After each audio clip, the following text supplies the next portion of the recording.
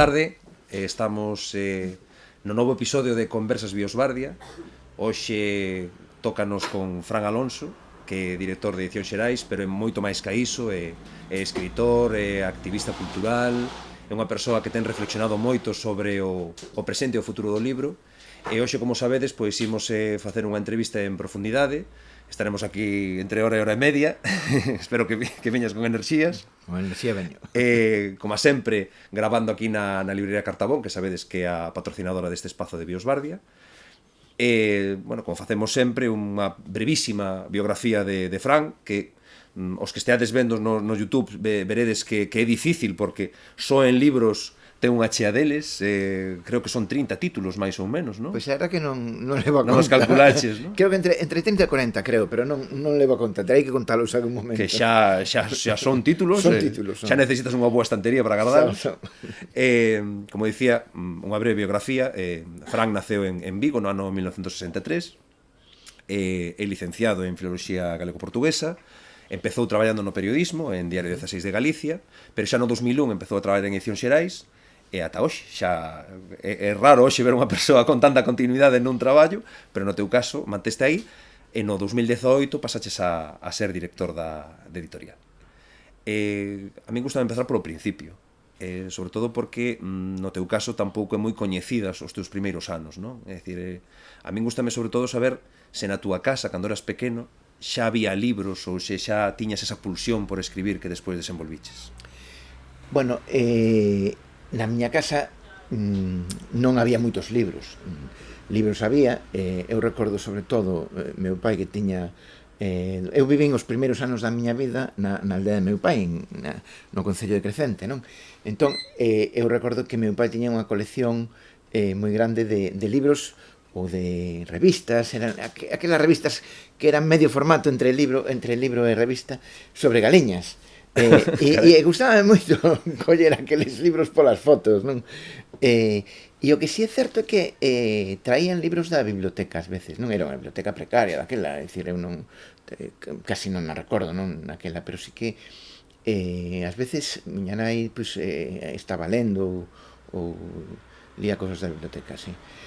Pero non había moitísimos libros na miña casa, non? É dicir, digamos que eu incluso diría que espertei a lectura tarde, non? Dicir, é máis, diría que para min, o que me espertou a lectura foi a lectura dos cómics de Mortadelo e Filemón, dicir, os cómics aqueles de Ibáñez, bueno, que Mortadelo e Filemón eran a estrela principal, pero logo había cosas tan grandiosas como 13 Rue del Percebe, claro, ou Zipizape ou Carpanta, non? É dicir, eu creo que eso sí que me incitou moito a lectura, non? Son eses digamos, eses pequenos inicios que te enganchan o formato libro, o formato lector, non? E a escrita, recordas xa ser escritor cando eras cativo?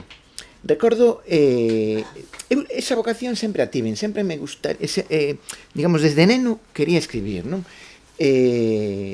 Cando falo de neno, pois igual falo de 12 anos, ou non o recordo con exactitude, non? É dicir, e si, efectivamente, quería escribir. Por qué? Pois, a verdad que non sei, é unha pulsión que levas dentro, supoño, que no meu caso non é xenético, nin tampouco ten nada que ver coa miña familia, quero dicir, na miña familia non había ningún tipo de encellamento cos libros especial, polo tanto, digamos que é algo que está aí, que levamos dentro e que non sabes, para min é un misterio, non sabes por que xurde, pero sí que tiven esa vocación desde moi pronto, é certo.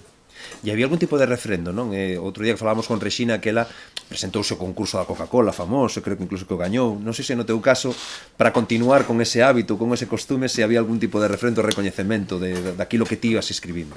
Pois mira, o referendo máis, digamos, cando era máis neno, de menor idade, era cando eu estudei no colexio alemán aquí en Vigo. Era os anos do franquismo, claro, e o colexio alemán daquela era unha illa, era unha illa de liberdade, entre comiñas, porque o sistema educativo respondía ao sistema educativo do Estado alemán, non do Estado español, non? Entón era outra forma de ensino, non? A profesora de lingua facíanos escribir redaccións e ao final sempre votábamos a ver cal era a mellor. casi sempre gañaban as miñas, non? Pero, e eu digo que non porque escribise ben, non? É dicir, e incluso digo que había redaccións mellores que as miñas, non? Pero as miñas tiñan moito humor, e como facían reír a todo o mundo, pois eu acababa gañando sempre, non? Quizáis ese foi o primeiro refrendo que eu tiven da miña escrita. Como foi a túa adolescencia en relación á cultura? Tiñas moi claro que querías dedicarte xa a este mundo?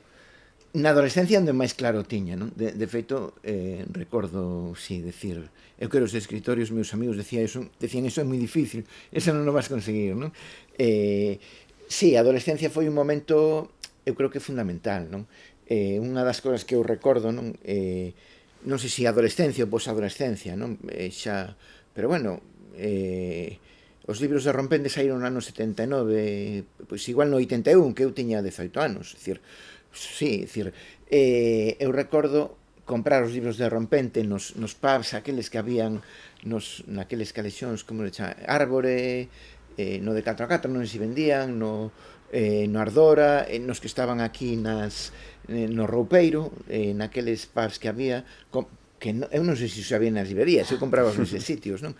E compraba eses libros de Rompente e logo gravaba os poemas lendo poemas de Rompente, sobre todo o silabario da Turbina e de 4 a 4 de Manuel Antonio, con música de Pink Floyd de fondo, e logo escoitábaos, non? E foi un exercicio moi interesante, porque, a ver, digamos que che axuda a facer o exercicio oral de vocalizar a poesía, de facela, de darlle corpo, e logo de escoitarte, non? Eu creo que foi un exercicio moi interesante ese. É dicir, que seguramente de aí deriva a túa vía poética, desa experiencia lectora e performativa incluso. Probablemente, sí, pero quizáis tamén de antes, Eu recórdome escribindo poemas, ou seguramente moi malos poemas, pero recórdome escribindo poemas na adolescencia, non? Logo tamén, cando estive no Instituto Santa Irene, tiven moi bons profesores, é dicir, que tiven como profesor a Xosé Méndez Ferrín, que ademais é curioso porque recordo incluso un compañeiro que cando empezou o curso decía que non lle apetecía ter a Ferrín como profesor, que iba a ser moi mal profesor e tal, e cando acabou o curso estaba encandilado, non? E el, digamos que era un profesor que explicaba a historia de xeito materialista e non nos, digamos, non nos invocaba a profundizar no texto, pero sí a comprender o contexto social, non? E aquelo foi moi revelador, non? E eu ainda gardo os apuntes daquelas clases de COU. Eso foi en COU, non? E tamén me deu clase a Moncha Fuentes. E eu creo que Moncha Fuentes nos ensinou, eu estou moi agradecido, hoxe son o seu editor, non? Para mí é un placer. Ensinounos a escribir, porque unha das cousas que nos ensinaba era a puntuar, non? Como había que puntuar, como había que marcar o ritmo, coas comas, cos puntos e comas, insistía, ensinaba, digamos, a dominar a lingua, non ensinaba a conceptualizar a lingua, ensinaba a dominar a lingua. Eu creo que iso é fundamental nesas idades, non? Ensinar a dominar a lingua. Supoño que desa pulsión de querer ser escritor nace a túa vocación xornalística. Porque supoño que pasaría como me pasou a mí, que dicías, bueno, se quero vivir de escribir, o máis normal é que sexa xornalista, non? Sí, bueno, eu confeso que eu cando acabei COU quería estudar xornalismo. O que pasa é que había que irse a Madrid e eu volver, había algún tempo de Madrid, eu deixei de estudiar despois de segundo de BUP, un tempo estiven traballando primeiro en Santiago de Compostela, logo en Madrid, tiña unha moza en Madrid, coa que rompín logo, non quería volver a Madrid, o sea, non me apetecía. Entón, pensar en volver a Madrid, pois non, tampouco tiña moi claro que meus pais estivesen en disposición de pagarme a carreira fora, non? Entón, estudei filoloxía porque os 3 primeiros anos eran en Vigo, logo os 2 seguintes en Santiago, non? Digamos que para min estudar filoloxía foi como unha especie de descarte, non? Da carreira de... Pero non estás arrepentido? Non estou arrepentido en absoluto, non. E na que nunca tiveches vocación de profe? Nunca te apeteceu dedicarte a docencia? Digamos, cando acabas a carreira non sabes moi ben onde vas a acabar. Que conste que eu comecei a colaborar xa no xornalismo antes de acabar a carreira, entón, eso definiu moito o meu camiño, non? Nunca descartei nada, evidentemente, pero non sei como sería como profe, pero en todo caso, sí que vexo máis no ámbito do xornalismo que no ámbito da docencia, non? Ti, con 20 e moitos anos, gañas o premio Blanco Amor por tráiler, que ademais é un libro que ten moito de xornalismo. Eu non sei, primeiro, bueno, naquel momento sería unha sorpresa, ¿no? que un rapaz tan novo gañase un premio nun momento onde estaba como eclosionando un tipo de autor máis maduro do que ti eras. Non sei como recordas o que supuxo gañar ese premio, porque ademais naquela época, aínda cando gañabas un premio, ainda había certa repercusión en Galicia, non? Sí, bueno, había moita repercusión, e no meu caso máis, porque eu naquel momento era xornalista do Diario 16 e sacaron a noticia en portada. É dicir, é insólito que a noticia dun premio literario saia en portada, Había non? enchufe. Entón, había enchufe, non? Dicir, bueno, non o pedín, non? Foi a decisión do director, cousa que lle agradezo, pero sí, bueno, para min foi unha aterraxe, non? Digamos que eu, efectivamente, estudara filoloxía galega, o mundo da literatura me era moi próximo e eu tiña esa vocación de escritor, pero digamos que eu vía o mundo do libro desde fora, non? E de repente aterrar cun premio literario foi para min unha experiencia moi significativa, non? Por moitos motivos. Un, porque eran uns tempos moi distintos aos de hoxe. Eu recordo que en aquel momento eu reivindiquei ou non sei se a palabra é reivindicar, cando me preguntaban polas miñas lecturas ou que autores da literatura galega eu podía, digamos que os que podía sentirme ligado tal, reivindicaba Manolo Rivas e Suso de Toro. En aquel momento reivindicar a Suso de Toro e a Manolo Rivas, digamos que tiña un certo perfil incluso en algúns casos despectivo, non? Eso cambiou moito co tempo, afortunadamente, non? Pero naquel momento era así, non? Entón, bueno, era un momento convulso, era un momento difícil, non? E a mí sorprendeume moito, digamos, todo o que tivo que ver coa recepción, non? Dicir, recordo incluso que algunha crítica que decía que a novela era produto do marketing. E eu dicía, a ver, ti podes dicir moitas cousas nunha crítica, pero produto do marketing, que é? A escrita, é dicir, produto do marketing pode ser, digamos, o lanzamento, pero a escrita nunca pode ser produto do marketing, é dicir, a non ser que fagas algo, e senón non estaría revalidado cun premio que naquel momento pues, era un premio prestixioso, sigo sendo, pero naquel momento era un premio que o premio Xerais tiña moita menos trayectoria que hoxe, non sei se era o premio de referencia, pero estaban aí, o Xerais e o Blanco Amor, non? Entón, e ademais non estaba vinculado a un editorial. E non estaba vinculado a un editorial, a operación de marketing era un pouco extraña. Claro, entón, digamos que me sorprendía que había unha serie de prexuizos que estaban ligados ao contexto social do momento, non? E o momento que vivía a literatura galega, que era un momento en que a literatura buscaba digamos, un camiño de normalización, pero ao mesmo tempo tamén había pois digamos como unha serie de vontades que vían con certa desconfianza ese camiño de normalización, non? Entón, bueno, eran tempos convulsos, sí. Desde o punto de vista da opinión, do que se estaba facendo literariamente, non? Eu xa teño dito a ti, creo que xa o escribí, non? Para min Tráiler foi un libro moi importante porque coincidiu cando eu estaba empezando o instituto e descubrín a colección rosa de Xerais, un dos primeiros, non recordo se foi o primeiro que lín, pero Tráiler foi un dos primeiros.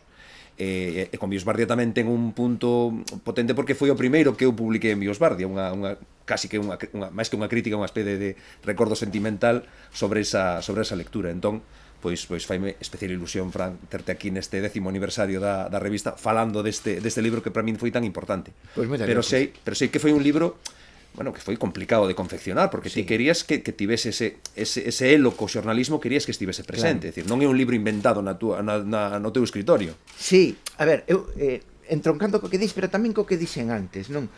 Houve unha crítica no que 2 ou 3 escritores fixeron unha crítica moi dura do libro nun acto público antes de que o libro saíse, é dicir, antes de poder lelo, non?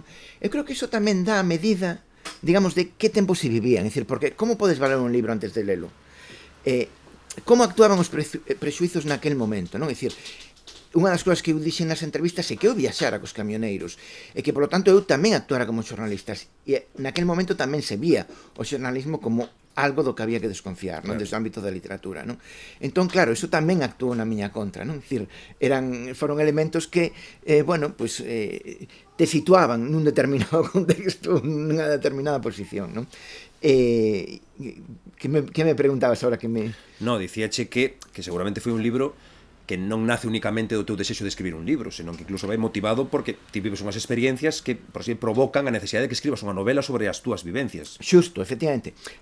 A ver, ten moito de xornalismo e incluso podería entroncarse con moitas cousas que se están facendo hoxe, non? Claro. Que teñen que ver coa non ficción. É certo que eu non o enfoquei desde o punto de vista da non ficción, sino desde o punto de vista da ficción, non? É dicir, eu non coñecía a non ficción tal e como a coñecemos hoxe ou como está desenvolvida hoxe, si coñecía o novo xornalismo americano, claro, que naquel momento era o meu referente, non? É dicir, que poden ser autores de determinado perfil, pero que tiñan textos ás veces deslumbrantes, non? Entón, eu sí estaba reivindicando ese tipo de literatura, non? E, polo tanto, digamos, públicamente non tiña ningún prexuizo, ningún inconveniente en confesar que eu actuara como xornalista. É dicir, claro, eu cando iba nos camións levei grabadoras, levei cámara de fotos e levei blog de notas, non? Escribí moito, gravei moito e logo con todo eso confeccionei a novela, non? É dicir, eso causaba un certo estupor naquel momento, non? E como recordas como reaccionaron os propios protagonistas, é dicir, os camioneiros cos que falaras, a xente co que compartiras antes de publicar o libro?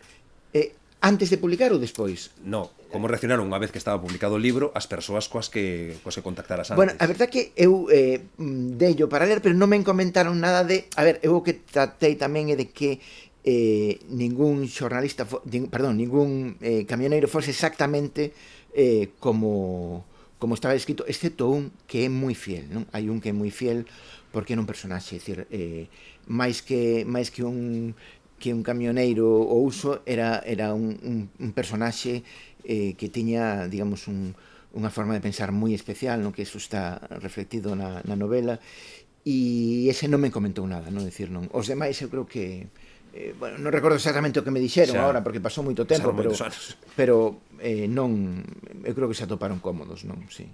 Ese sí que non me comentou nada, non sei se se atopou cómodo, pero en todo caso, digamos, o que pensaba está aí, non? É dicir, a ver, era un camioneiro, eu viaxei, ademais fixe unha viaxe longa con el porque fun a Alemanha, incluso unha parte da trama da novela eu saqueina desa viaxe, non?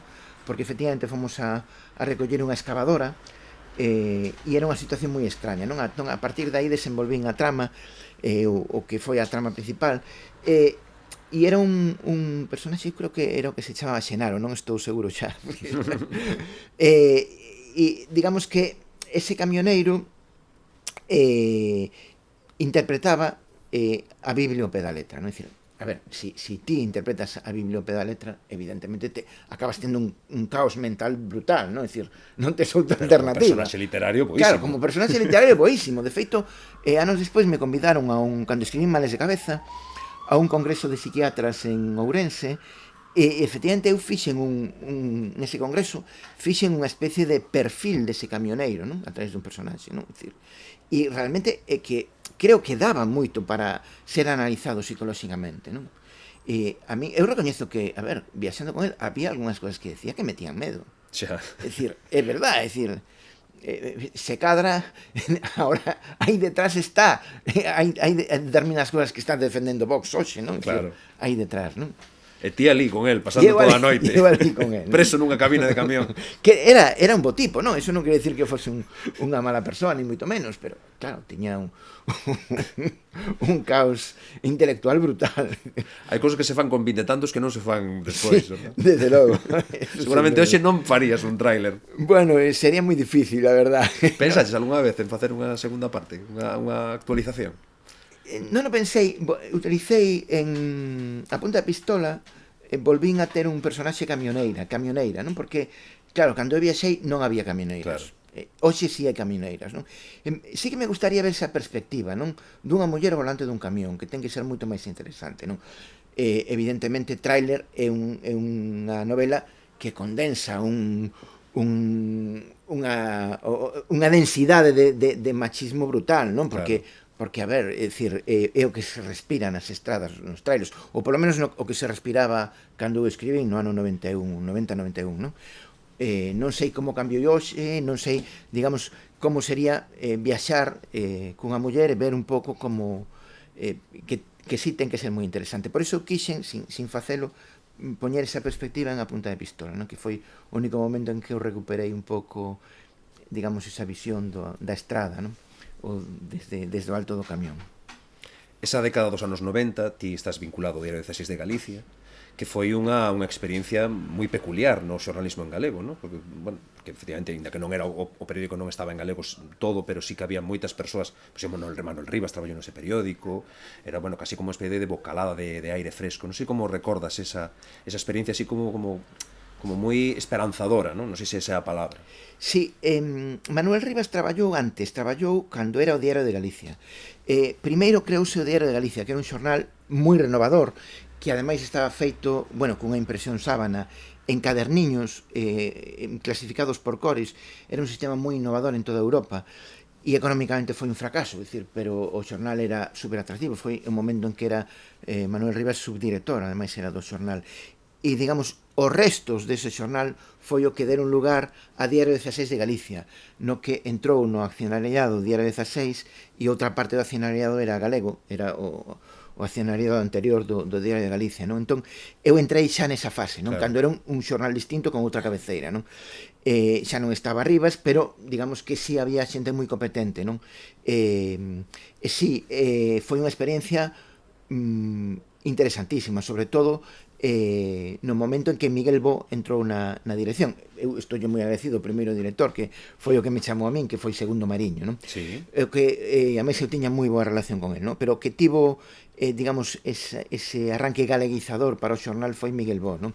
Galeguizábamos unha parte importantísima do xornal, non? É dicir, e eu como coordinaba eso, polo menos inicialmente, logo eu cando xa asumín a coordinación de cultura deixei de coordinalo, pero ou inicialmente coordinaba eso, eu ia a polas páxinas que non se facían en galego habitualmente. Internacional, economía, ás veces deportes, é dicir, había que galeguizar o que era máis extraño atopar en galego, non? Claro.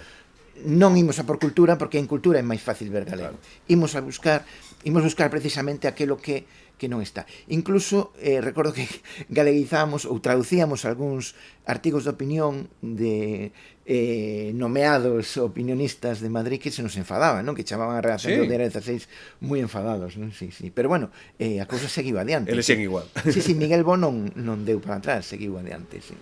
Foi unha experiencia moi interesante.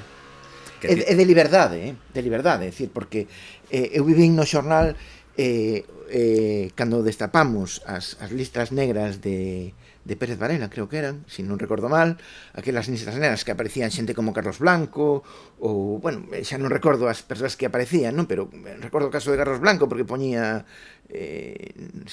nacionalista peligroso, algo así, non? Sí. Recordo tamén a operación, como se chama? Era Nécora. A operación onde que levou Garzón, sí, Garzón, foi Nécora, non? Que levou Garzón aquí en Galicia, que, digamos, se levou directamente desde Madrid para evitar filtracións na corrupción nos corpos de policía. O Diario 16 tiña unha xornalista infiltrada que era que nos ia pasando toda a información, non? Bueno, foron momentos moi intensos, non? A verdad que recordo eses momentos con moito cariño, moita paixón, non? Ainda tes certa morriña pola redacción dun xornal. Ás veces sí, ás veces teño morriñas, sí, a pesar dos anos que pasaron. A pesar dos anos que pasaron, non? Bueno, logo seguín facendo entrevistas, pero bueno, xa evidentemente non foi o mesmo. Seguín colaborando con algúns medios, facendo entrevistas. Colaborei co País moito tempo despois, cando se fixo El País Galicia. Sí. Estiven facendo entrevistas para El País. Fixen entrevistas para a revista Galega de Educación, para varios medios. Non deixei hasta que chega un momento que xa non podía máis por cansancio, porque non se poden compatibilizar todo, pois chega un momento que xa non podes, non? Pero sí que non quixen abandonarlo de todo, non? E cando estabas no Diario 16 xa facías labores de coordinación e de edición tamén, non? De edición... Refiro-me edición de textos de outros, ti falabas agora das traduccións, ou se te cargabas ti de traducir esas sí, textos de opinión. Sí, de edición... Na época en que eu coordinaba todo o proceso, digamos, que había de galeguizar o xornal, sí que me encargaba diso, logo xa non.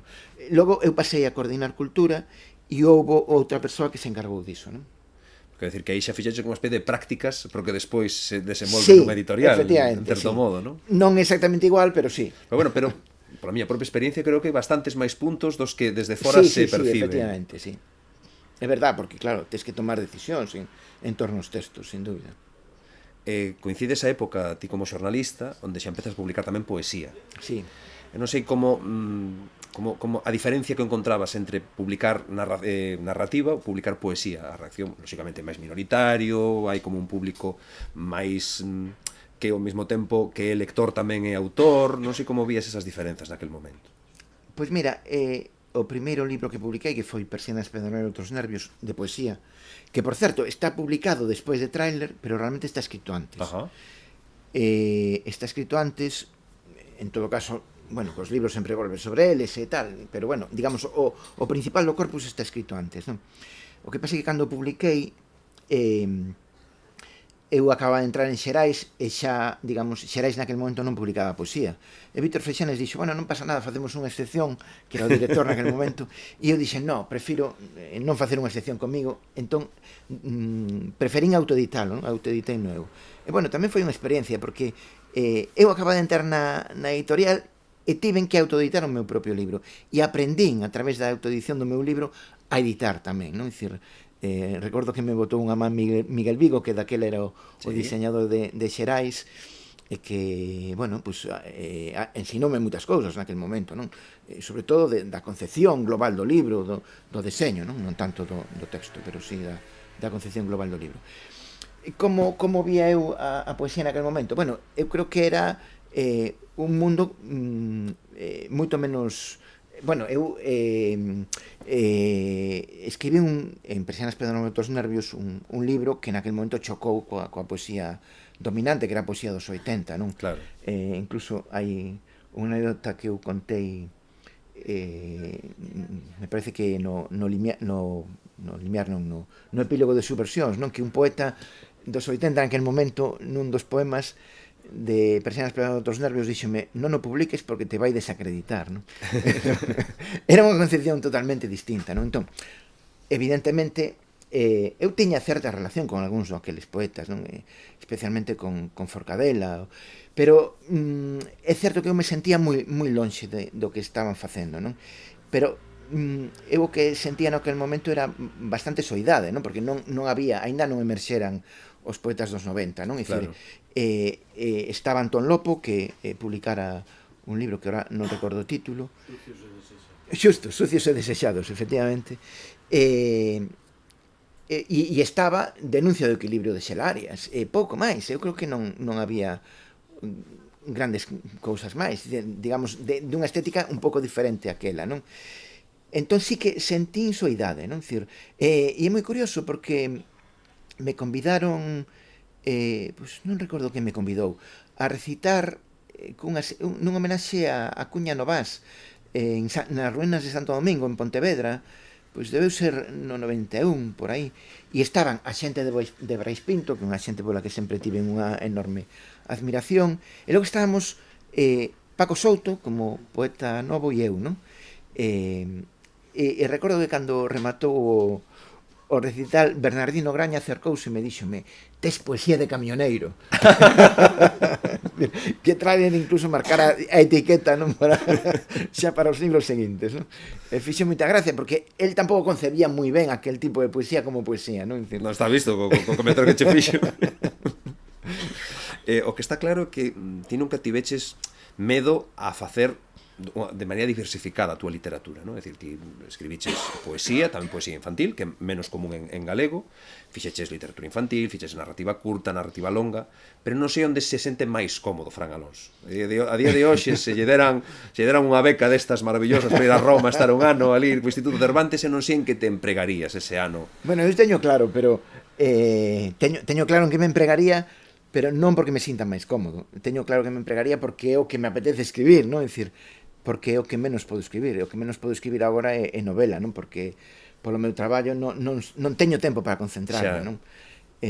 bueno, podo confesarche que ahora teño unha casi rematada, pero foi a costa de no Brán pecharme en Mazaricos nas miñas vacacións e escribir 12 horas diarias, non? 12 horas. 12 horas diarias, impúxeme e logrei, non é? Teño unha novela curta, non unha novela curta porque non me dan para máis, pero pero os había pisos moito tempo que turísticos non están moi escribía caros, nada. entón claro, por moito Bueno, que estiveses alá. eso tamén, efectivamente. Bueno, era un sitio totalmente illado, apartado de todas partes, pero tiña moitas ganas, non, de volver á novela digamos, o nivel de concentración que se exixe unha novela non son capaz de atopalo na miña vida diaria, entón por eso fixen eso, non? Por eso digo que se tivese ocasión agora sí que faría outra novela, porque ademais disfrutei moito escribíndoa, non? Sobre todo coa segunda parte, non? Porque digamos que eu teño dúas formas de escribir, non? En función do libro. Unha son aqueles libros que escribo moi a modo e xa vou, digamos, modelando todo o texto a medida que vou escribindo, e outro que foi como escribín que foi a toda velocidade, porque eu tiña medo a que non me dese tempo, Claro. e unha vez que acabas, entón é cando empezas a remodelar, a darlle forma, e a mí o que máis me gusta, é dicir, non tanto a primeira parte como a parte en que lle das forma ao texto, non? E realmente é bonito, non? E cando empezas a confrontar, a medir o valor das palabras, a ver a oportunidade do ritmo das imaxes ou da narración, ou do ritmo, ou, digamos, a coherencia dos personaxes, ou que deixaches atrás, ou que está de máis. Dicir, a min é o que máis me gusta, sen dúbida, non? É como cando tes o libro na mesa de operacións e entón sí que empezas co bisturí a... Entón ti necesitas, por decirlo, ter unha visión xeral, pero a propia narración, non xogas con esquemas previos, nin con esqueletes. Sí, xogo, bueno, cando marchei ali levei, xa, porque senón sería moi difícil, non? É dicir, levei a idea bastante avanzada e levei 12 páxinas de, digamos, de, non sei como chamarlle, esquema ou de planning feito, sí. Non? Sí, porque senón sí que non tería sido capaz, si non vou con eso non me tería dado tempo, sí, e despois és fiel a iso que escribes previamente? Trato de ser fiel, pero tampouco é unha obriga, quero dicir, son fiel si estou convencido, si non varío, é dicir, habitualmente son bastante fiel, pero tamén fago bastantes cambios si a narración o require, non? E unha vez que estás en ese proceso de reescritura, podemos chamar así, é curto ese período ou depois estás dándolle moitas voltas e facendo moitos borradores? Dolle moitas voltas e incluso unha das cousas que me gusta é deixalo sin ler uns meses e logo volver sobre el, porque iso che permite unha distancia que non tes cando estás enriba do texto. A mí iso me parece fundamental, non?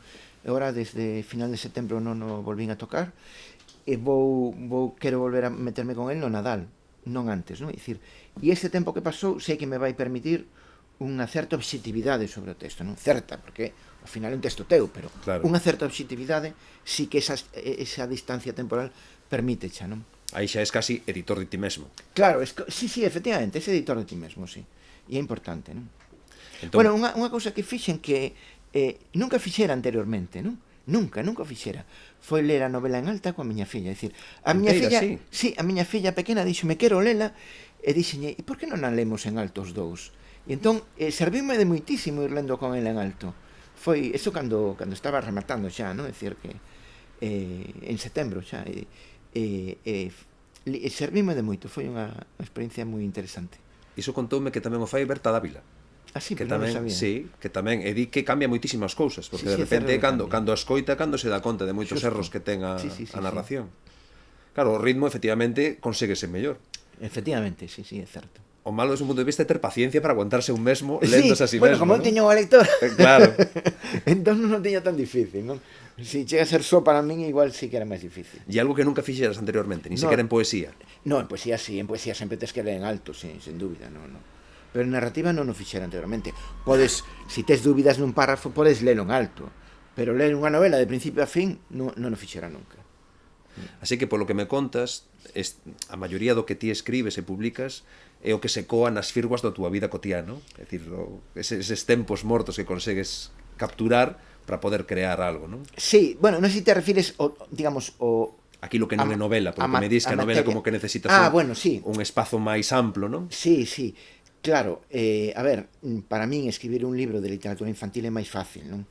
E logo escribir un libro de poemas é máis fácil, porque non require ese nivel de concentración, porque Claro. eu, digamos que se eu estou ahora cun personaxe e teño que deixalo 2 semanas, cando volvo non recordo nin o punto en Claro. que estaba, nin o que eu pensara naquel momento sobre o personaxe, ademais eu teño moi mala memoria. Nun poema é distinto, é dicir, o poema está aí, o espírito do poema está aí, eso non se che vai, non? Entón, é moito máis fácil volver sobre el, non?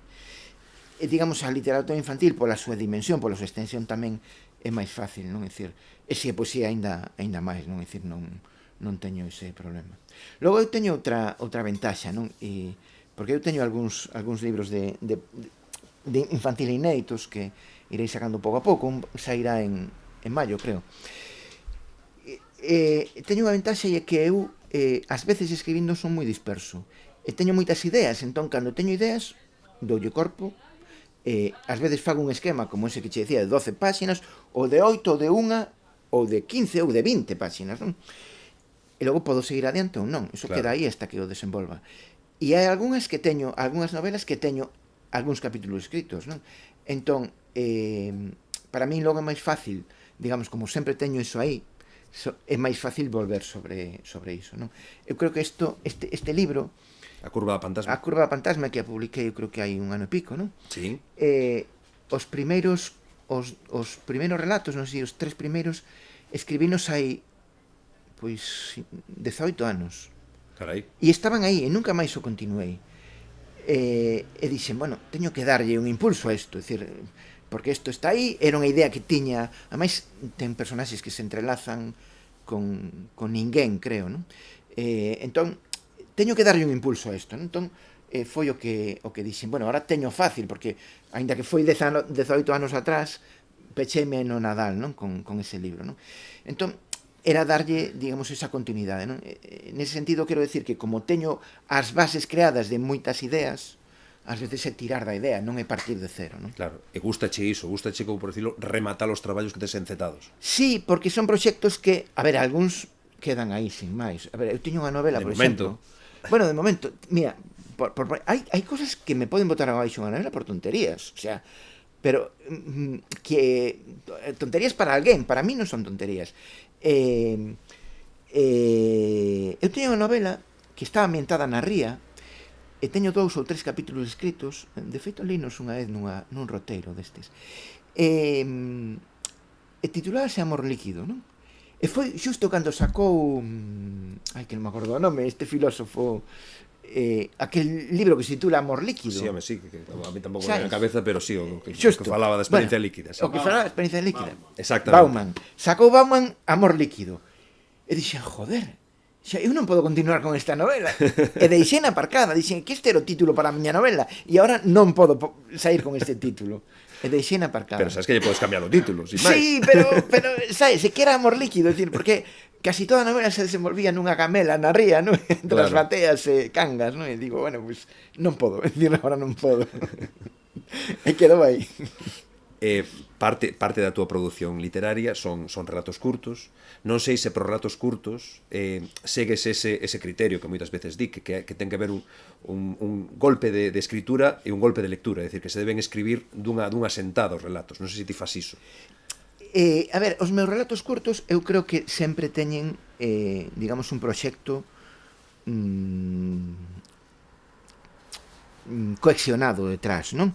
No sentido de que, primeiro, moitas veces intento, digamos, non sei se tirar, pero diminuir esas fronteiras entre relato e novela, e segundo, responden a un proxecto casi sempre temático ou formal, non? Entón, é o caso de Cemiterio de Elefantes, por exemplo, non? É dicir, é certo que é un libro de relatos, pero primeiro comeza ás 12 da noite, o último acaba ás 8 da mañán, hai unha continuidade, aínda que os personaxes aí son distintos, pero hai unha continuidade, non? Por certo que anos despois fixo Murakami o mesmo, afortunadamente fixo despois que a min, porque se chegou a facelo despois parecía que o plaxeaba, non? Por exemplo, en Ninguén sucede algo semellante, pero digamos, cada un dos relatos é un veciño dun edificio, dun mesmo edificio, non? No que conviven varios personaxes e, polo tanto, varias historias, non? É dicir, en Males de cabeza tamén a temática é a tolemia, pero esta tolemia a ver, máis que a tolemia, é dicir, o que hoxe coñecemos daquela, cando eu publiquei ainda non se manexaba esta terminoloxía, non? O que hoxe coñecemos como saúde mental, Claro. que nos afecta a todos, non? A depresión, tamén está a tolemia máis forte, pero a depresión, a angustia, a inquedanza, é dicir, a ansiedade, é dicir, todo eso está en Males de Cabeza. E, polo tanto, son, digamos, relatos que responden a un proxecto, non? E máis, eu incluso, cando me encargan algún relato, cando recibo un encargo, por que non nos entregas un relato para tal libro ou tal, non o fago se non é dentro de algún dos meus proxectos. Dicir, entón, hai algúns destes libros, non de Cemiterio de Elefantes, pero si de Males de Cabeza ou de Ninguén, que foron previamente publicados noutro sitio, pero non porque eu os recopilase despois, sino porque cando os fixen, xa os encardinei dentro dun proxecto que eu tiña, non? Entón, eso é algo que para min é importante, non? Dicir, non desviarme do meu propio itinerario. Claro, é dicir que en realidade nunca escribes relatos curtos, sino que escribes casi porcións Sí, que van formar efectivamente, sí. un macrotexto, non? Sí, eu creo que relato curto así sin máis, moi poucas veces escribín. E unha cousa entre medias foi a experiencia de A Punta de Pistola, que foi unha novela preparada para presentarse por entregas. Sí. De feito, gañou o premio da Voz de Galicia de novela por entregas. Non sei como foi esa experiencia, porque aí tiñas que ter moi en conta o ritmo de lectura que ia ter esa novela, non? Sí, efectivamente foi unha experiencia un pouco tortuosa, porque había un número máximo de caracteres, que non recordo cal era, e tiñas que aterte a ese número máximo de caracteres, non? Entón, para min, o máis complicado foi o final, non? Porque aí sí que eu decía, ai, ahora teño que constringirme moito, e tive que facer un esforzo para poder rematalo, digamos, dentro das normas que establecía o premio, non? Foi, a ver, digamos, o exercicio de contención dacho o xornalismo, ti sábelo ben, non? O xornalismo xa te obriga a conterte, pero logo, digamos, que te obriga a conterte en caracteres, pero non en estructura, é dicir, aquí tiña que tamén facer unha contención estructural, non? Que foi, digamos, para min o máis complexo, non? Non tanto a contención textual como a contención estructural, non? Que o que pode, digamos, desbotar unha novela. De feito, eu hoxe, se pudese refacela, cambiaría o final. Pois xa sabes. Bueno, ahora xa incluso prescribiu o premio, non? Mentre hai exemplares non pode, sabes que non se pode. Ti ao principio da conversa falabas de dúas influencias, no? De Manuel Rivas e Soto de Toro, que nese momento, finais dos anos 80, principios dos 90, eran o máis moderno que había en Galicia. Pero creo que máis ou menos segues respondendo a nivel temático, incluso a nivel expresivo, os criterios que eles máis ou menos trouxeron a Galicia, non? É dicir, interese polo urbano, relación coa linguaxe periodística, no sentido de que non é unha linguaxe barroca, sino que é unha linguaxe bastante minimalista, ou que intenta describir o que hai, unha especie como de neorrealismo, ás veces un pouco sucio. Non sei se estou dicindo ben ou tes algunha... Sí, o que pasa é que eu creo que cada libro un mundo, eso eu creo que se pode trazar como liñas xerais, claro. Probablemente máis na primeira parte da miña trayectoria que agora, non? Pero igual aínda continúa así. Esta última novela, por exemplo, que inédita aínda, non sei por canto tempo, bueno, pois ten un enfoque máis, non é tan urbana, aínda que sí. Quero decir que parte dun, que non quero falar tampouco moitísimo dela, non? Pero parte dunha situación moi identificable coa Galicia rural, pero ten a presenza digamos, da cultura contemporánea que nos rodea, é dicir, porque é inevitable, non? E porque, ademais, a cultura parte do medio urbano para chegar ao rural, non é ao revés, non? É dicir, e inunda o rural, non? É dicir, claro. por eso se esvaecen as fronteiras, non? Si a cultura partise do rural para o urbano, estaríamos noutra situación, incluso a lingua galega estaría noutra situación. Claro. Entón, eu eso, sobre todo, hoxe vexo como máis híbrido, non? O que fago, non? É dicir, en xeral, non? En xeral sí que o vexo máis híbrido. Ou, digamos, cousas xa, digamos, distintas, non? É dicir, claro, no ámbito da ficción probablemente sexa así como ti dis, non? Logo hai outros textos, como, por exemplo, Douche a miña palabra, que é un texto máis ensayístico, ou pois sei, eu estou pensando aquí probablemente tamén, En A non? Curva En Fantasma, A Curva claro. Fantasma. Bueno, un pouco experimentar un pouco todo o que está ao meu redor. Falar co director da primeira editorial de Galicia e preguntarlle por lecturas é un pouco complicado. Entón podes escudarte solamente falarme de clásicos ou de xente morta para non buscar lío no teu catálogo. Pero sí que me gustaría saber un poquinho máis alá desas referencias que fixeches explícitas a Rivas e Suso de Toro, que outras influencias como lector tiñas e sobre todo tes agora mesmo, é dicir, que cousas che gusta ler, co ánimo de que inflúan no Fran Alonso escritor tamén. Claro. A ver, eu podo dicirche que teño 3 niveis de lecturas. Isto é algo que teño moi reflexionado, porque é certo, non? Eu teño un nivel de lectura como lector, que son cousas que a mí me gustan e que digamos, poden aportarme cousas ou non. É dicir, poden aportarme, digamos, ensinanzas ou aprendizaxes ou non, pero son cousas que me gustan. Un segundo nivel de lectura, que son como editor, que son cousas que a mí me gustan ou que non me gustan, en todo caso, pero sei que teñen un público, Claro. e poden gustarme, e entón públicos, e poden non gustarme, pero tamén as publico porque sei que teñen un público. E porque, digamos, o meu gusto non é, Non é digamos, relevante para iso, claro. claro, non é relevante, non é a globalidade, non? O meu gusto é subxectivo, non? E logo hai un terceiro nivel de lectura que a min personalmente o que máis me interesa, que é ese nivel de lectura no que atopa aprendizaxe como escritor, non? Que son textos reveladores, textos que me ensinan a escribir, que me ensinan a reflexionar, e é aí onde máis disfruto, Claro. sen dúbida, non? É moi difícil encaixar libros da literatura galega de hoxe aí, non? Pero Non ten por que ser literatura galega nin de hoxe, ti contame o que realmente iso, a min interésame ese terceiro nivel que falas, pero non ten por que ser, salvo que, insisto, colisiones, se vai a crear algún problema, que o día que sai isto publicado, alguén diga, xa non publico máis en Xerais. No, a ver, empezo por abaixo, na adolescencia, eu creo que un dos libros que me impactaron, pero creo que, digamos, supoño que é xeracional, non? Porque tamén era o que máis líamos naquel momento, non foi a Esmorga, non? A Esmorga foi unha novela que, digamos, nos descubriu a modernidade da literatura galega naquela época, non? Polo menos a min, coa Esmorga descubrín a modernidade. Claro, logo lín moito a Ferrín, porque Ferrín era o meu profesor de literatura, non? Polo tanto, lín moito a Ferrín, non?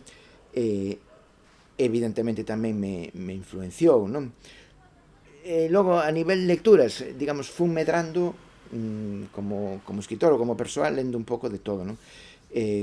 Probablemente comecei lendo os clásicos europeos, o existencialismo, todos os clásicos europeos que me gustaban moito. Logo pasei a ler os clásicos modernos americanos, os Beats, os do novo xornalismo, os Beats moito, non?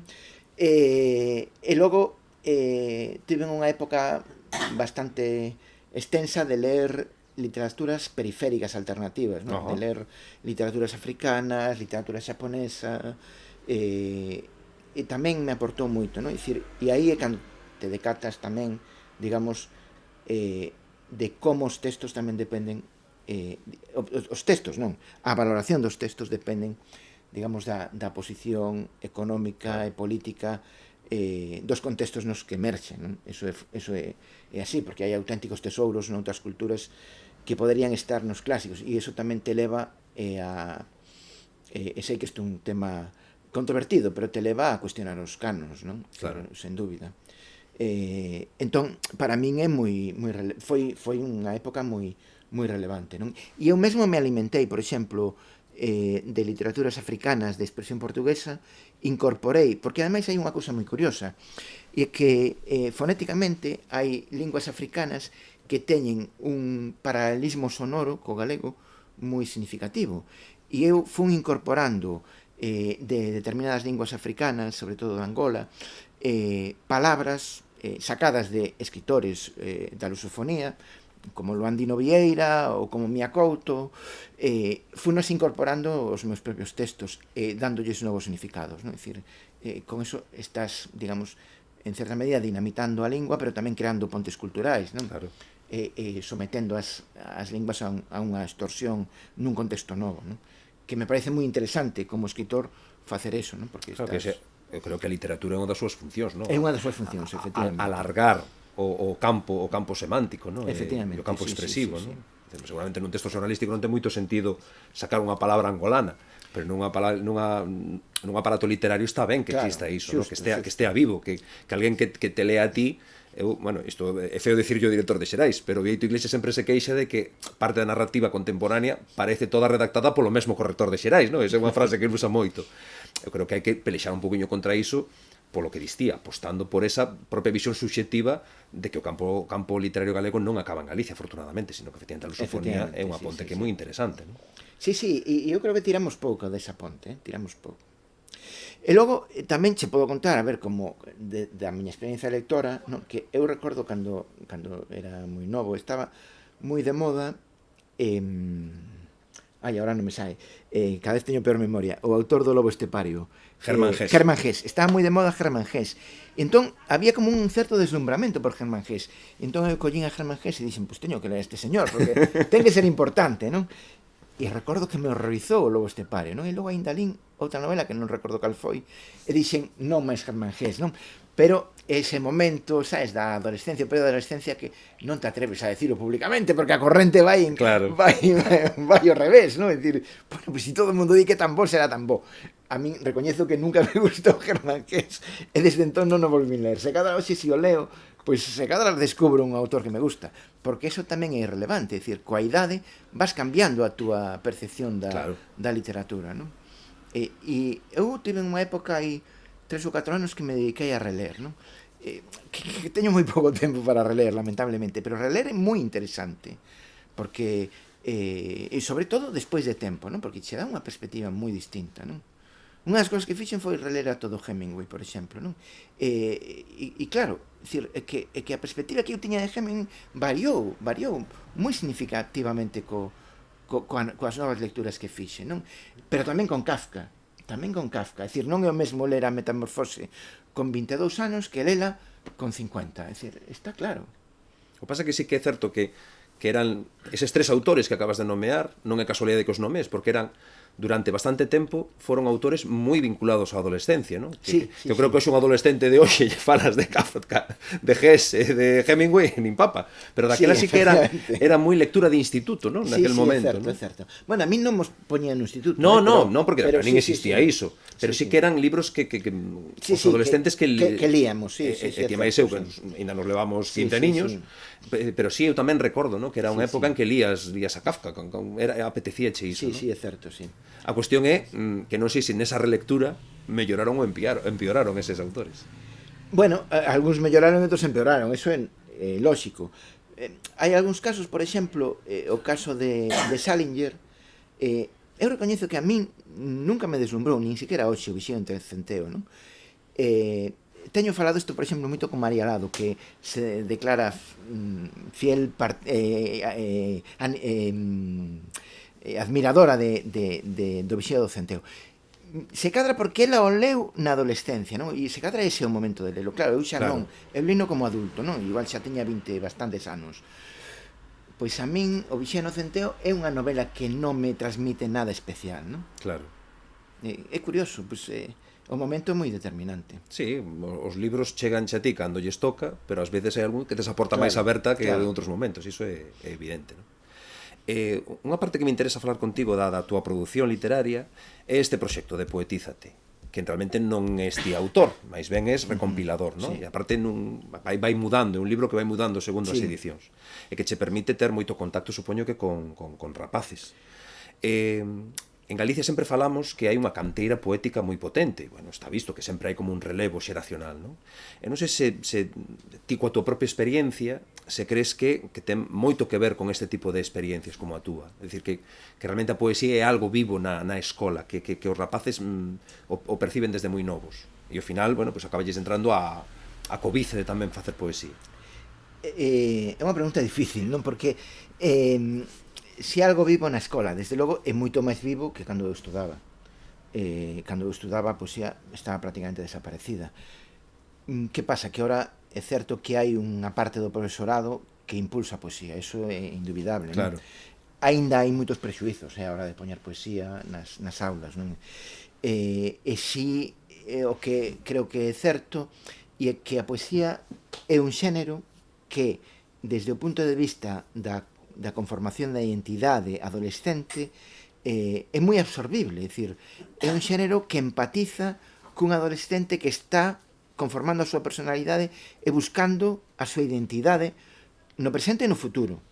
Entón, a mí iso me parece fundamental, porque son textos curtos, textos que teñen unha carga emotiva forte, ou se non a teñen unha carga significativa forte, e polo tanto axudan ao adolescente a situarse, non? E iso é moi significativo. É unha das bromas que fago cando vou con este libro aos centros, e sempre hai 2 ou 3 alborotadores que é inevitable, non? En cada aula sempre un pouco os encaixono dicíndolles, bueno, vos sodes dos que decides que non vos gusta a poesía, pero logo ides ler poemas no cuarto de baño pechados para que non vos vexa ninguén, non? Porque no fondo é eso, non? É dicir, no fondo é non recoñecer ese, bueno, que eu estou por enriba desto, pero eu creo que no fondo a todos aporta unha carga, digamos, de empatía, non? Atopar evidentemente non todos os poemas, non? Claro. Na poesía hai que buscar o poema que empatizas e que che gusta, non? Pero me parece moi relevante, porque ademais é un xénero co que é moi fácil traballar na adolescencia, en contra do que se pensa, non? En contra do que se pensa, precisamente por eso, é porque é moi líquido, botando man de Bauman agora, non? É dicir, é porque é moi transformable, é porque é recitable, é porque é performativo, é porque ten moitas aristas, e polo tanto é un xénero que se presta para esas idades, moito máis que narrativas, sen dúbida ninguna. Claro. De feito, perdona, hai especialistas en fomento da lectura que insisten en que a vía principal debe ser a poesía. Ajá. Xusto sobre o fomento da lectura quería falar agora. Ti és un dos impulsadores, dos fundadores de Espazo Lectura en Gondomar, que é unha experiencia moi exitosa. Agora creo que están de aniversario, non sei exactamente cantos anos xa levan. No 2026, 20 anos. É dicir, que teñen 18 anos xa de experiencia, pero ata onde eu sei, están moi vivos, cun programa moi amplo, cunha aceptación moi grande sobre a propia cidadanía de Gondomar e arredores. Eu non sei se cando empezastes con ese proxecto pensabades que ia durar tanto e desta maneira tan vizosa. Bueno, eu sí, francamente. Non sei se o resto do equipo non. Eu, que redactei os estatutos e o redactei a conciencia, tiña ambición de que durase, non tiña ambición de que fose algo permanente, duradeiro e con vocación de sobrepasarnos, como así foi, non? Porque ningún dos fundadores estamos nestes momentos na directiva, é dicir, eu saín hai 7 anos e o resto dos membros fundadores saíron hai 9 anos, é dicir, eu fui o único que permanecín 2 anos máis para facilitar a transición, non? E agora xa hai unha terceira presidencia, non? É dicir, entón, eso é unha maravilla, é dicir, ver que os proxectos poden sobrepasarte, poden permanecer no tempo, non? E eu tiña esa esperanza e esa vocación, non? E de feito traballamos moi duro, a verdade é que eu dediquelle moitísimas horas da miña vida a Espazo Lectura, moitas horas.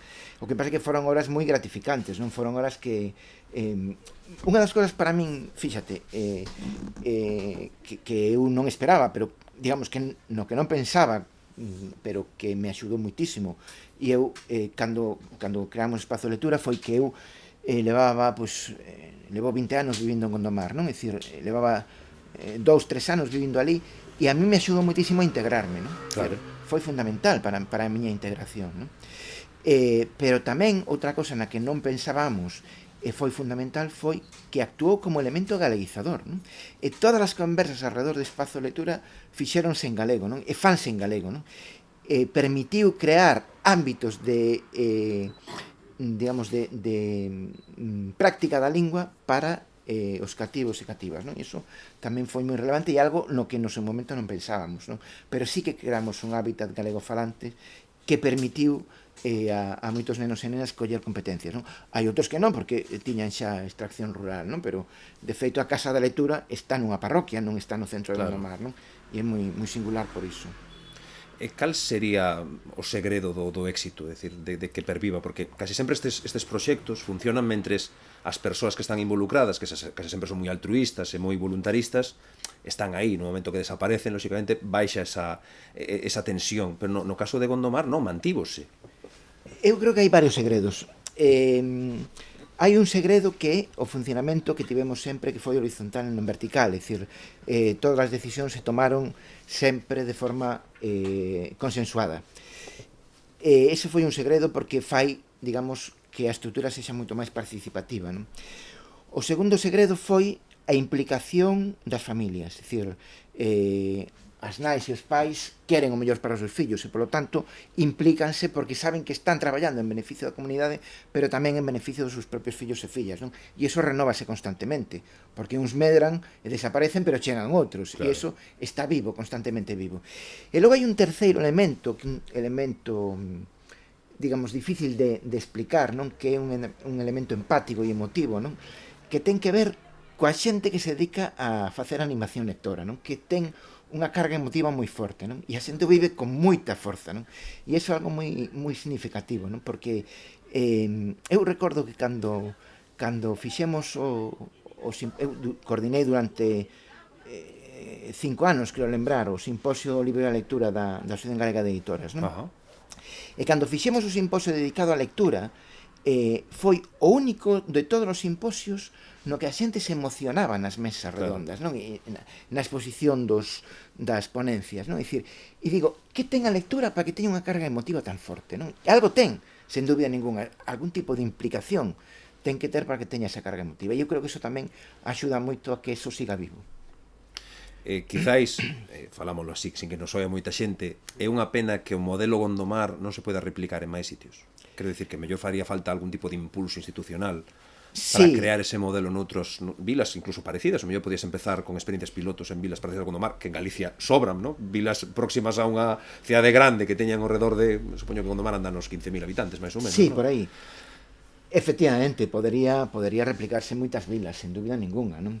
É certo que necesita apoio institucional, pero tamén precisa compromiso cidadán, non? É dicir, claro. Eu creo firmemente no compromiso cidadán, é dicir, a día de hoxe, por exemplo, cambiando de tema, pero xa volvo o mesmo, non? É dicir, non imos reverter a situación da lingua tal e como estamos, se a cidadanía non ten a vontade de revertir a situación da lingua, sí, claro. Non? Entón, aínda que a administración sexa contraria a revertir a situación da lingua, se a cidadanía quere, revertes a situación da lingua, porque a administración ao final o que lle interesa a permanencia, o que vai facer e os votos, e o que vai facer é facer o que quera a cidadanía, non? Claro. Iso é fundamental, non? Por iso no ámbito da lectura tamén me parece fundamental, non? E logo o apoio institucional, evidentemente, é dicir, nós pasamos por moitas etapas, pasamos por etapas de confrontación moi forte co Concello, pasamos por alcaldes de distinto tipo político, eu diría que casi todos os tipos políticos, e todas foron complexas, todas, sin excepcións, non? Houve moitos proxectos que se quedaron aí, non? E que, sin embargo, lle darían a Gondomar unha visibilidade enorme, non? E lle darían un perfil fortísimo, e había proxectos moi fortes, non? De feito, o proxecto da Casa da Lectura é un proxecto que está en marcha, que non está rematado, é un proxecto do Museo do Conto sobre a Casa da Lectura, hai 2 edificios construídos, pero hai 5 edificios proxectados, non? Para crear un centro do libro e a lectura, non? Que é algo inédito en Galicia, non? Igual que houve un proxecto, por exemplo, que se propuxo, que non saiu adiante, que era cubrir todas as medianeiras con arte urbana, con muralismo, con temas en torno ao libro e a lectura. Eso non saiu adiante, por exemplo. Ese é un proxecto moi bonito, non? Pero bueno, cosas que quedan pendentes. Son cosas que quedan pendentes e que en determinados momentos a administración non entende, pero noutro determinado, porque claro, ese espazo electoral non pode facer só, non? Claro. Noutros momentos pois poden volver adiante, non? E iso está aí, non? Sempre está ben ter cousas pendentes para facer. Non, sin dúbida, cousas pendentes para facer hai moitísimas, non? Sen sairmos do tema da lectura, un dos aspectos que a ti máis interesou foi a famosa transición da lectura en papel á lectura en digital. É un tema que, xa se ven falando prácticamente nos últimos 15 anos ou incluso máis, pero evolucionou dunha maneira que non sei se no 2007 ou no 2006 se pensaba que ia cara aí. Eu non sei como ti ves a túa propia evolución a respecto do tema, porque eu sei que ti tes lido moito e tamén reflexionado moito sobre o tema, e como ves o futuro, porque o mellor a día de hoxe pensamos que este sistema de obxecto papel está moi seguro e o mellor ti disme que non tanto. Eu creo que non tanto, efectivamente. O que pasa é que eu non creo que o papel vaya a desaparecer. Ora, non teño moi claro que vaya a ser o formato predominante, ni moito menos, porque, digamos, isto pode cambiar nun período de tempo curto, é dicir, é unha cuestión xeracional ou simplemente unha cuestión económica. É dicir, se os grandes poderes deciden que o formato digital é máis conveniente que o formato papel, eso cambia de forma radical, non? É dicir, e os grandes poderes están por enriba incluso da vontade dos editores. É dicir, eso sin dúbida, non?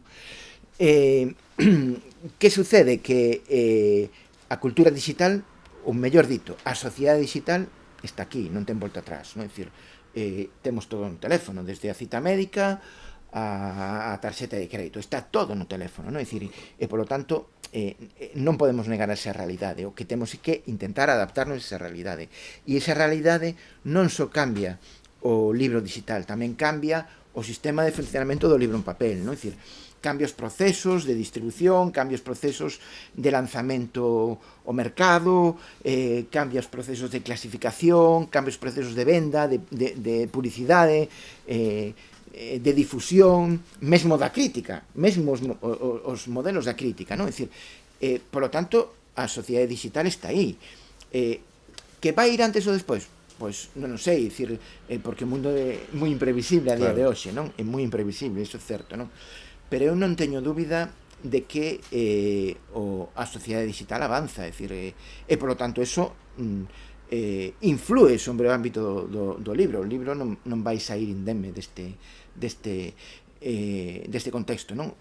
Outra cousa é que desapareza, eu xa digo, igual que o vinilo está renacendo, pois o libro eu creo que como obxecto vai ter unha longa vida, non? Hoxe enfrontámonos a outros tipos de lectura que non existían daquela, enfrontámonos a lecturas moito máis verticais, lecturas en rede, lecturas de distintas tipoloxías que antes non existían, e ás veces, digamos, eu creo que, porque aquí tamén hai moitos prexuizos, non?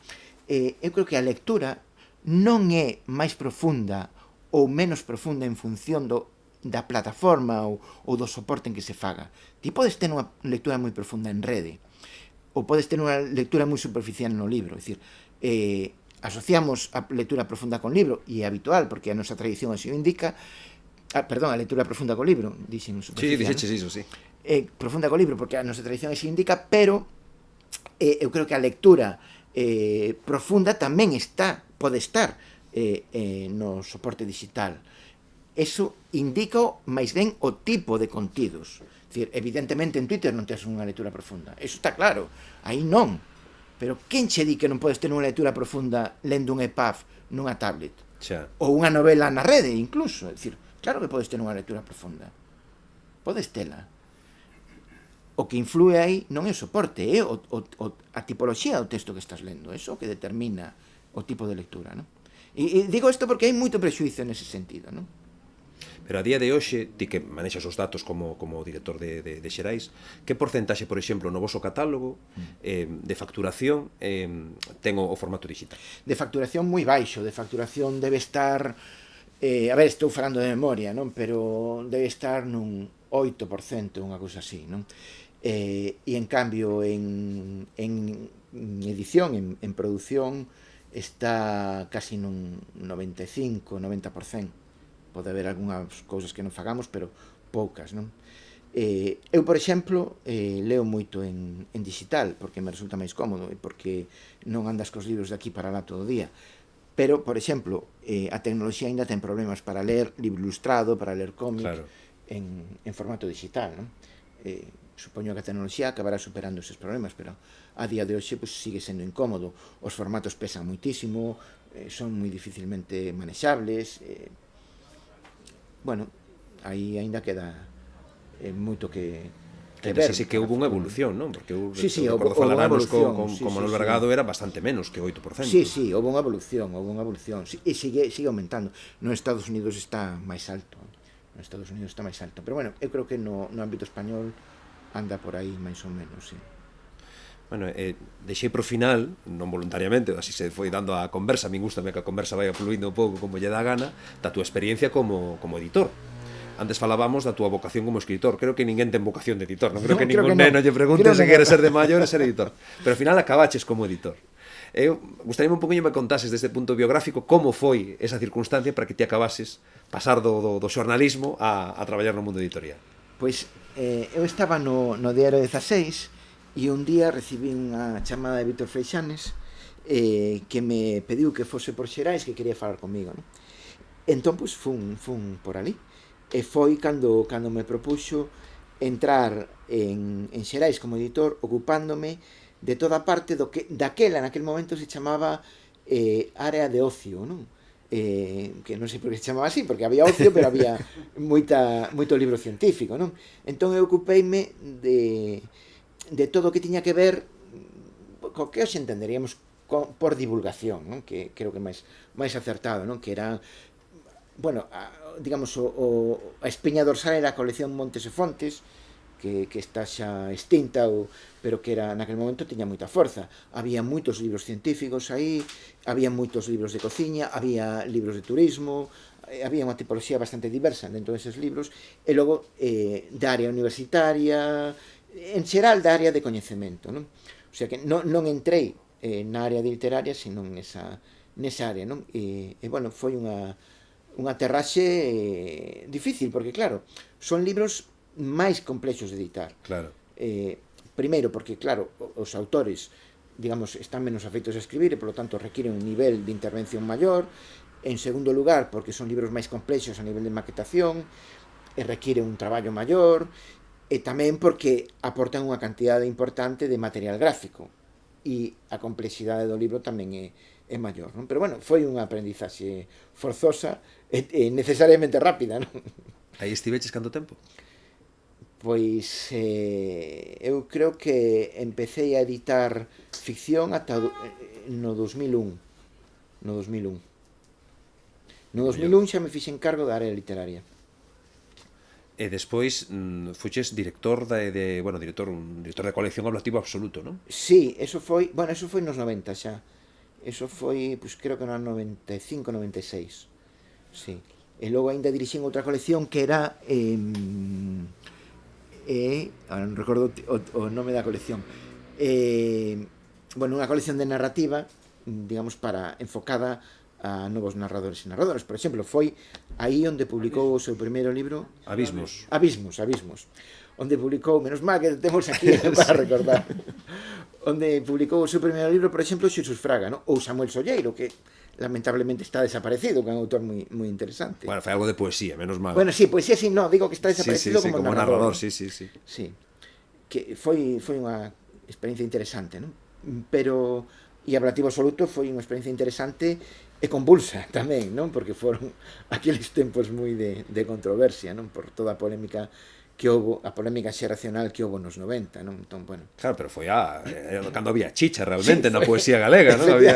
Era extraliterario, non? Foi cando había chicha, sí. Foi aquilo de matar o pai, non? Para que non saiba de que falamos, a xeración dos 90 rebelouse, entre aspas, non? Contra a xeración dos 80 e eu recordo que en a nosa terra había columnas enfrontadas, non? Había como unha especie de... Creo que nunca máis se deu en Galicia ese conflito xeracional, non? Foi moi singular, porque... Pois naquela época ti estabas ali cunha colección. A mí colleme no medio, efectivamente. No, eu incluso estive no acto onde se produciu, digamos,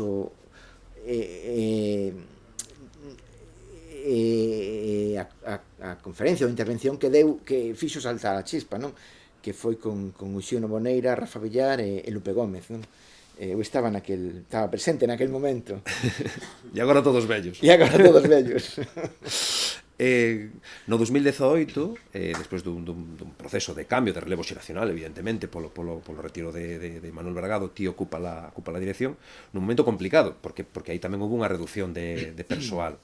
Xa pasaron uns anos, creo que agora xa está estabilizado ese proceso de transición, que ademais tamén tivo que ver co proceso de transición do libro de texto, que era unha parte fundamental da vosa producción, que agora ten menos relevancia, non? Sí, agora editamos únicamente en lingua galega. A ver, o libro de texto digamos que un área complexa que evolucionou moitísimo e hoxe ten moi pouca rendabilidade, non? Dicir, mantemos lingua galega por dar servizo, porque creo que é importante, non? Dar servizo ao profesorado, pero realmente o resto non convenza facelo. A ver, un dos motivos fundamentais é o sistema de Isgal da Xunta de Galicia. Ese sistema laminou completamente calquera iniciativa editorial, non? Dicir, non só de Xerais, de calquera outra. Houve editoras que apostaron por ir a todas, e outras, como no noso caso, que apostamos por reducir e centrarnos na edición xeral, non? Hai que ter en conta que o libro de texto foi o que catapultou a Xerais, claro, cando naceu no 79, 80, 81, é dicir, hai libros de texto dos que se venderon cantidades moi relevantes, non? Hoxe vender 800 exemplares era un éxito nos últimos tempos, ou é un éxito, non? É dicir, por lo tanto, ese sistema Edisgal de fluido líquido, fluido digital, que vai directamente aos centros e que a Xunta de Galicia gastou un montón de cartos en ordenadores e fotocopiadoras que imprimen eses materiais, fixo que nos laminasen, porque ademais está no programa está, digamos, presente a editorial Planeta, que a que leva a Voz Cantante, non se nos permitiu entrar ás editoras galegas e, polo tanto, foi algo moi complexo, non? Ainda hoxe non estamos, despois de tantos anos, non estamos dentro de Disgal, a pesar de que o solicitamos de forma reiterada, non? E, por outra parte, a crise económica trouxo que as AMPAs teñan en bancos de libros de texto, cousa que, por outra parte, é completamente comprensible, claro, non? Nun momento de crise, non? Pero, bueno, para unha editorial eso tamén nos pon nunha situación complexa, non?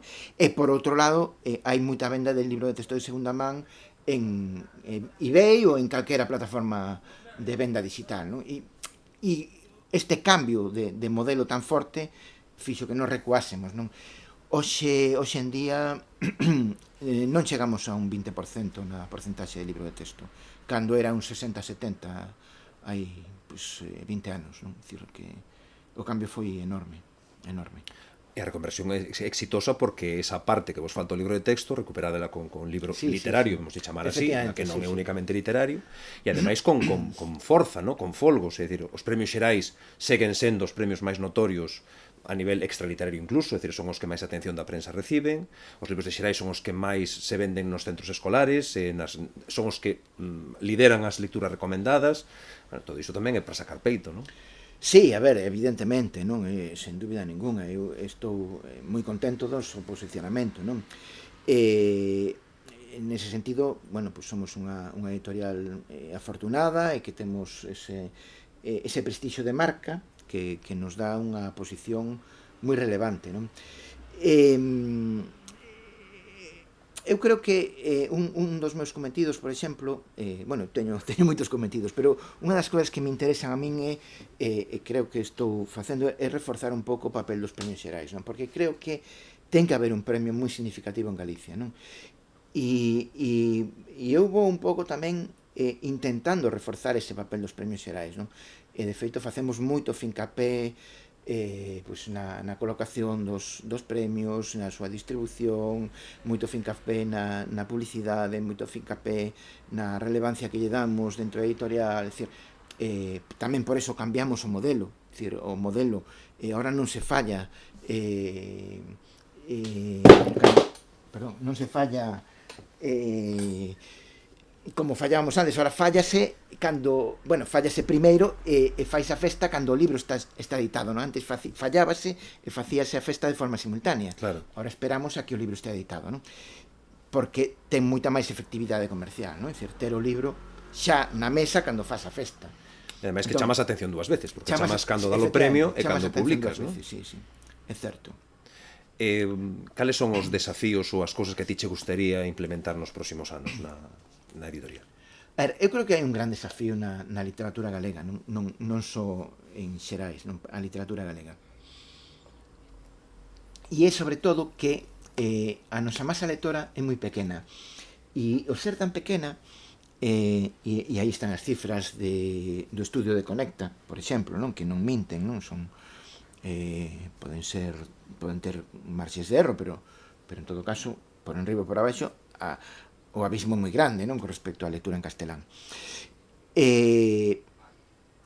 Eu creo que hai un reto enorme que a masa lectora en Galicia nestes momentos lee novidades, pero non hai, digamos, unha masa lectora para ler clásicos. E iso me parece grave. Me parece grave para unha cultura, porque non podemos perder a relación cos nosos clásicos, claro, e non podemos ler os contemporáneos sin saber quen eran os nosos clásicos, non? E iso é algo que temos que conseguir de algún xeito, non? É dicir, que se volvan a ler os clásicos tamén nas librerías, e non me refiro só na escola, non? É dicir, que claro, na escola está ben ler os clásicos, pero tamén é certo que hai que facer animación á lectura, e a mí me parece fundamental. É dicir, tamén é certo que as cifras de fomento da lectura ou de lectores e lectoras medran porque se fai animación á lectura, non? Pero non podemos abandonar os clásicos, non? E hoxe é moi difícil atopar lectores, pero cando digo clásicos modernos, é dicir, é moi difícil a esmorga atopar, que falábamos antes. A esmorga ou mesmo o Xino Moneira, é dicir, é moi difícil atopar alguén hoxe lendo os clásicos, non? E a ver, é dicir, é algo que nos pode facer perder o pé da nosa propia tradición, de quen somos, de onde procedemos, de que estamos escribindo, non? Ou con quen dialogamos cando escribimos, claro, non? É dicir, con quen estamos dialogando ou cando lemos, é dicir, con quen está dialogando ese escritor, de onde procede isto que está dicindo, non? Eso é moi relevante, non? Pois sí.